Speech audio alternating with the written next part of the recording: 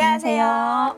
독자와 한결의 소통, 독한 소통 진행을 맡은 최유나, 임지선입니다. 한 주 동안 잘 지내셨나요? 네, 한 주가 손살같이 지나가네요. 거짓말. 네. 자, 지난주에 공약한 거 해주셔야죠. 제가 지난주부터 우리 유튜브 한결의 TV 채널에 일바로 들어오신 분을 제가 소개해드리겠다라고 말씀드렸는데 이걸 모두 기억하시고 네. 지금 2바, 3바 계속 하고 계신데요. 네. 일바를 이분이 얘기를 안 하셔갖고 나은님인데요. 좋아요 꾹이라는 말로 일바를 선언하셨고요. 이후로 이름님과 강승수님이 2바, 3바 네. 지금 달리고 계십니다. 소이정님 1바 다소 늦었다라는 얘기 아쉽지만 그러면 이게 소희정님으로 일바를 해야 되나요? 아니죠. 네. 다음부터는 일바라고 꼭 적어주시기 바랍니다. 네, 알겠습니다. 오늘은 독자의 목소리를 좀 특별하게 들어볼까 합니다. 때로는 언론과 함께 사회 의제를 고민하는 동반자이고요. 또 때로는 매섭게 언론을 감시하는 감시자인 단체입니다. 바로 시민단체죠. 안진걸 민생경제연구소장의 목소리를 미리 담아왔습니다. 함께 들어보시죠. 한겨레 신문 정치면과 경제면 보면 네네네. 기성 언론과 크게 다르지 않아요. 정치면은 기성정당, 거대정당 중심으로 경제면도 어느 순간 보면 네. 사회경제 약자들, 중소기업, 중소상공인, 풀뿌리 경제민주화 이야기보다는 기존의 기업 동향 이야기가 예전보다 많이 실려요. 뚜렷하게 그렇거든요. 네. 진보정당이라든지 다른 데서 다루지 않는 풀뿌리 정치 세력이나 또 굉장히 열심히 하고 있는 시민 정치 세력들 이야기가 좀 나올 법도 한데 네. 가끔 나오긴 하는데 너무 부족하더라고요. 네. 어떻게 들으셨나요? 네.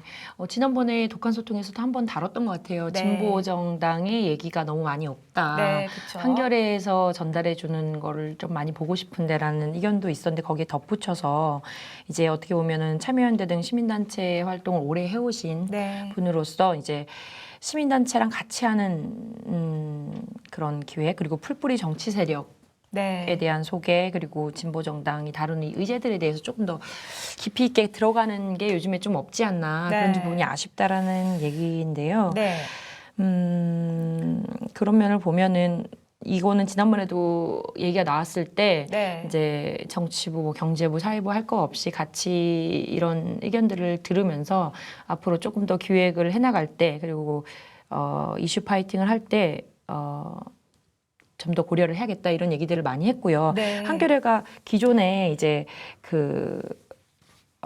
많이 해왔던 작업들이기도 하죠. 그쵸. 저희가 태생부터 기성 언론이 하던 것들 그리고 권력이 어떻게 보면 앞잡이가 되고 그런 부분들이 넘어서는 성역 없는 보도를 하겠다. 그리고 네. 민초들의 편에 서겠다라는 거를 기치로 그거에 대해서 가장 많은 의제를 얘기하고 문제 제기를 하고 있는 시민사회단체랑 같이 하는 네. 기획들이 많이 있었는데요. 그리고 또 저희가 의제 설정을 했을 때 시민사회단체가 같이 그 의제를 끝까지 밀고 나가는 그런 것들도 많이 있었고요. 그리고 진보정당이 해온 이슈들에 대해서도 누구보다 앞장서서 보도를 해왔었는데 요즘에 그런 부분에 대한 지적이 들어오는 부분들은 네. 이제 기자들도 깊이 충고로 받아들이고 네. 이제 해나가야 될 것 같아요. 네. 알겠습니다. 실제로 시민단체랑 해보셨죠? 같이 네네. 기획하셨죠? 약탈적 금융사회.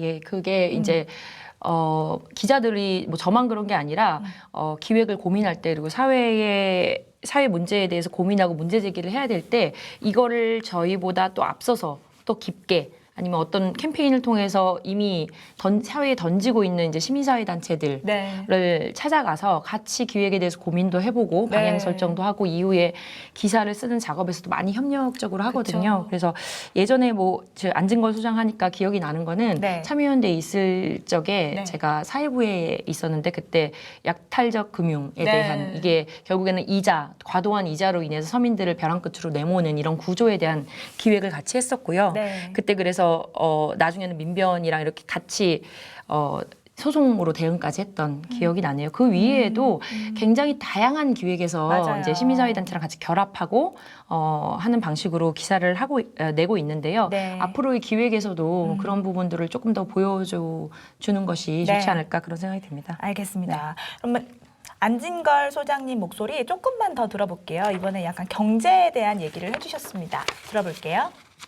그럼 우리는 최저임금이 왜 중요하고 170만 원으로 얼마나 살기 어려운지 음. 그래서 내년은 더 올랐어야 된다는 것을 정말 우리도 집요하게 보도도 하고 최저임금 올라서 살림이 피신 분들 이야기도 쉽고 그 170만 원의 최저임금으로 주휴수당 포함해서 그걸로도 도저히 먹고 살기 어려워서 내년도에 최저임금이 더 올라야 된다고 생각하는 사람들 이야기도 집요하게 실었어야 되는데 네. 그냥 그러면 공방을 싣고 네. 최저임금 인상돼야 된다는 몇 가지 당위를 소개하는 선에서 그쳤다는 것이죠. 우리 한겨레 신문도 경제적 강자들의 어떤 수탈이나 문제점을 지적하고 폭로하고 오히려 국민경제 균형적 발전이라는 관점에서도 네. 더 많은 중소기업, 더 많은 중소상공인들의 네. 이슈나 사연이나 이야기가 실링이 들어가지 않겠는가 네. 이렇게 생각을 해봐요.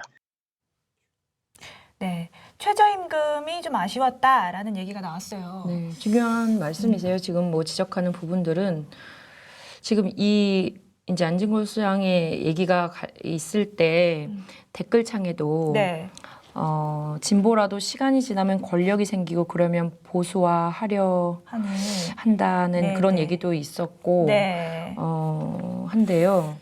일단 최저임금에 대해서 한번 생각해 볼게요. 최저임금이 특히 이번에 이제 최저임금을 새로 정하는 그 시기 전후로 해서 네. 특별한 대형 기획이 없었던 거는 사실이에요. 그쵸. 지난번에 이제 지난 해에 비해서. 네, 그런데 이제 최저임금이라는 건 결국에 사회의 가장 이제 낮은 수준의 임금 이제 수준을 정하는 건데 네. 그거에 영향을 받는 국민들이 굉장히 많습니다. 맞아요. 그 최저임금 언저리의 임금을 받으면서 엄청나게 열심히 일해도 빈곤 상태를 벗어나기가 어려운 네. 분들을 저희가 빈곤 노동자라고 분류를 네. 하는데요. 네. 이 빈곤 노동의 문제는 저희가 최저임금 테이블에서 최저임금을 논의하는 그 순간이 아니더라도 빈곤 노동 문제에 관심을 갖고 그들이 노동하는 노동터에 뛰어들어서 네. 기사를 쓰고 하는 방식에 네. 2009년부터 해왔죠. 한겨레 21의 노동 OTL이라든지 한겨레 신문의 이제 노동 ORZ 이런 방식의 그리고 최근에 요양보호사를 다룬 네. 부분도 그런 게 있었는데요. 직접 또 하셨잖아요. 네, 제가 2009년에 감자탕 직원이었습니다. 감자탕 집에서. 2009년에 이제 그 식당 노동을 통해서 한 달 동안 이제 뛰어든 다음에 이 식당 노동, 빈곤 노동자들의 네. 삶이 과연 어떤 것인가에 대해서 다뤘었는데 그때 2009년에 최저임금이 4,000원이었어요. 그래서 네. 나중에 그때 했던 기획 노동 호텔 기획이 4,000원 인생이라는 임금 그 책으로. 책으로도 네, 묶여서 네. 나왔었는데 그러니까 이 4,000원이었던 2009년에 최저임금이 지금 10년 만에 이제 8,000원대로 네, 이제 오게 된 거죠. 8,590원이 됐죠. 당시에 기사를 쓰면서도 시급 4,000원 그리고 실은 12시간을 노동을 해서 100만 원을 넘게 간신히 받아가는 이제 그런 네. 노동을 하는 분들이어서 네, 네. 시급으로 산출해 보니까 4,000원이 안 되는 분들도 많았어요. 네, 근데 네. 그 4,000원을 받으면서 제가 노동을 하는 중에 식당에서 서서 일하는데 발이 너무 아파서 좀 두툼한 덧신을 하나 사려고 하니 네. 또 친구를 만나서 햄버거를 먹으러 가니 다 5,000원이 넘어서는 거예요. 그런 걸 보면서 자괴감을 네. 느끼고 네. 12시간씩 그 100만 원 넘는 임금을 받기 위해선 장시간 노동을 견뎌야 되니까 네. 12시간씩 9시에 들어가면 9시에 나오는 그 생활을 하면서 네. 무엇을 인생에서 다른 거를 꾀할 수 있을까 이런 빈곤 노동자들의 이제 어떤 답답한 벗어나기 어려운 그 고리를 좀 네. 많이 느꼈었거든요. 네, 네. 근데 그게 지금 시점에 네. 그들 삶 자체가 많이 달라졌냐 하면 그것이라기보다는 이들이 업무를 이렇게 살아가는 와중에 최저임금의 논의가 그 액수 부담에 많이 몰리고 네. 그 부담을 다시 영세 자영업자들의 시각에서 다루는 네. 무리한 기사들이 많이 나오면서 네, 네, 네. 사실 조중동이나 이제 경제지들이 굉장히 집요하게 이 부분에 그쵸. 매달린 게 있죠. 네, 네. 그러면 이제 안진걸 수장의 말은 한겨레도 네. 다시 그거에 대한 방어놀이를 더 집요하게 해주면 되지 그렇죠. 않냐 그걸 이런 원하는 거죠. 얘기고 네.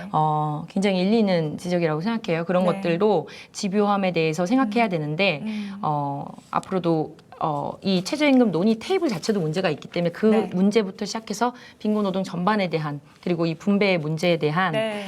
것들을 더 깊이 고민을 알겠습니다. 해보겠습니다. 네, 최저임금 논의를 이 작은 틀을 넘어서서 뭔가 새로운 판을 만들 수 있는 논의가 또 보도가 이어졌으면 좋겠습니다.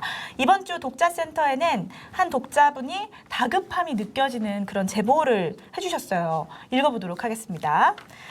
콘 땡땡 또는 좀 땡땡이라는 악성 댓글러가 설치입니다. 말끝마다 한걸레, 문재앙 등 현직 대통령과 한겨레를 모욕하고 비방하는 글이 대부분입니다. 이 나쁜 악성 댓글러가 혹시 한 사람인 거 아시나요? 여러 아이디 돌려가며 항상 베스트 댓글 독점하는 것도 아시나요? 제발 방관하지 말고 적극적으로 대처해 주세요. 라는 제보 메일이었습니다. 아시죠? 아시나요? 이분이 되게 유명한 분이시고 네. 예. 한겨레가 지금 말하는 거는 포털 이제 댓글창이 아니라 네. 한겨레 홈페이지 댓글창을 얘기하는 거예요. 그렇죠. 거기에서 아이디 돌려가면서 이렇게 늘 이렇게 문제되는 단어들도 꼭 쓰시면서 이제 댓글 다시는 분들이 있고 네. 그다음에 유명한 문제는 분. 이분이 이제 베스트 댓글로 네. 가는 길이 너무 포털에 비해서 쉽다는 거죠. 이제. 그렇죠. 맞아요.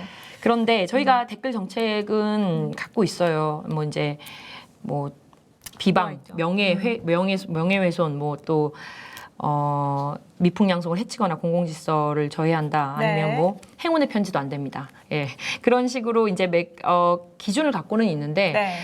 이 부분들을 사실 늘 모니터링하고 지운다는 게 쉽지는 않고 네. 그래서 요즘에 저는 보면서 한겨레의 매 기사에 달려있는 댓글창이 순기능을 하고 있는 게 있는가 이런 네. 우려도 들더라고요. 이게 댓글창을 만들므로써 그래도 독자들이 글을 남길 수 있고 쌍방향에 조금의 여지라도 남겨놓으려고 하는 것인데 네. 사실 외국 언론들도 보면 굉장히 뭔가 더 열려있고 할 것 같은 언론사들도 들어가 보면 기사 각각에 다는 댓글창은 없는 경우가 많거든요. 그래서 네. 여러분들이 지금 유튜브로 보시는 분들이나 댓글을 달아주실 수 있는 분들이 이 댓글창 네. 유지를 한겨레 홈페이지에서 하는 게 좋을지 네. 아니면 이게 별로 효용이 없는 것 같은지 이거 의견 좀 주실래요? 네, 예. 기다려보도록 하겠습니다. 그럼 기다리는 사이에 이번 주에 댓글 많았던 기사를 간단하게 소개해드릴게요. 어제 한겨레 라이브 뉴스룸톡에서도 다뤘는데 딸 그 채용 청탁한 혐의를 받고 있는 김성태 의원이 젠판에 넘겨졌다라는 기사였어요. 댓글 중에는 한겨레 수고했어요. 성동희 형도 좀 봐주세요. 라는 응원과 지지도 있었으나 아마도 무죄 나올 것 같다. 정황 증거에 지나지 않는다. 이런 회의론도 있었던 게 사실입니다.